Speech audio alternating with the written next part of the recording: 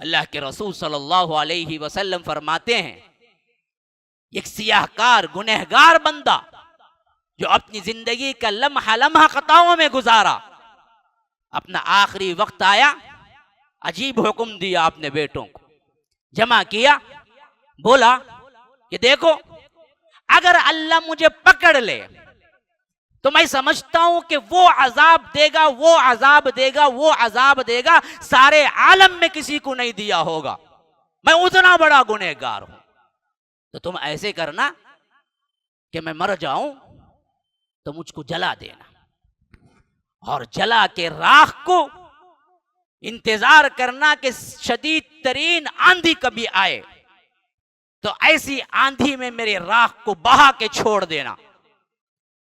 کیوں؟ کل اللہ سے اگر میری ملاقات ہو جائے تو پھر تو اللہ مجھے بہت بڑا عذاب دے گا جو عالموں میں کسی کو نہیں دیا ہوگا۔ اللہ کے رسول صلی اللہ علیہ وسلم فرماتے ہیں کہ بچوں نے وہی کیا، وہ مرا، اولاد نے اس کو جلا دیا، پھر اس کے بعد شدید ترین آندھی کے دن لے کے اس راکھ کو اڑا دیا۔ اب دیکھیے اللہ کے رسول صلی اللہ علیہ وسلم کہتے ہیں کہ اللہ نے حکم دیا سمندر کو جتنی راکھ وہ لی تھی کہ وہ پورا لے آئے، اور زمین کو حکم دیا کہ جہاں جہاں اڑی تھی وہ لے آئے، اور دونوں راکھوں کو جمع کیا، پھر اس کے بعد حکم دیا کہ اس کو جسم مل جائے، اس کی روح مل جائے، وہ زندہ ہو جائے، پھر اس کے بعد بلایا، کہا کہ تو نے کیا کیا؟ کہا کہ اللہ میں نے حکم دیا اپنے بچوں کو کہ مجھے جلا دیا جائے، میری راکھ کو اڑا دیا جائے۔ اللہ نے پوچھا کیوں؟ ایسا کیوں کیا تو نے؟ اس نے کہا کہ اے اللہ تیرے ڈر سے، اے اللہ تیرے ڈر سے مجھے لگا کہ میں سب سے بڑا گنہگار ہوں، تیری پکڑ میں آؤں گا تو ایسا عذاب دے گا کہ دنیا میں کسی کو نہیں دیا ہوگا، تو اس ڈر کی وجہ سے میں نے یوں کیا۔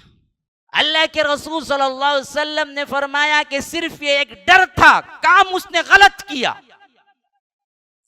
لیکن ڈر تھا۔ اللہ کے رسول صلی اللہ علیہ وسلم فرماتے ہیں کہ اللہ نے کہا کہ تو میرے ڈر سے کیا، جا میں نے تجھے معاف کیا۔ بندہ ہے تو گناہ ہوتا ہی ہے، بندہ ہو کے گناہ نہ کرے تو وہ فرشتہ بن جائے، گناہ تو ہونا ہی ہے لیکن بے باک نہیں ہونا ہے، بے خوف نہیں ہونا ہے۔ ڈر رکھو اپنی زندگی میں، ڈرو تو کوئی نہ کوئی چانس تمہیں مل جائے گی کہ اللہ توبے کی توفیق دے دے گا۔ السلام علیکم ورحمۃ اللہ وبرکاتہ۔ سامعین و ناظرین، اللہ تبارک و تعالی آپ کو خوش رکھے، صحت عافیت کے ساتھ دین و دنیا کی ہر بھلائی عطا کرے۔ جیسا کہ آپ لوگ جانتے ہیں، مسجد السلام کی تعمیر تمل ناڈو کے شہر چنئی میں چل رہی ہے، اور تعمیر کا آخری مرحلہ ہمارے سامنے ہے، جس کے لیے تقریباً 10 لاکھ روپے کی اشد ضرورت ہے۔ آپ حضرات سے پہلے بھی ہم نے درخواست کی تھی کہ اہل دل حضرات بہت ہی ماشاء اللہ دل کھول کر انہوں نے تعاون کیا، اسی طرح اس کے لیے بھی آگے بڑھ کے آئیں۔ 5000 روپے کی شکل میں اپنے اپنے تعاون کو آپ اس میں جاری رکھیں۔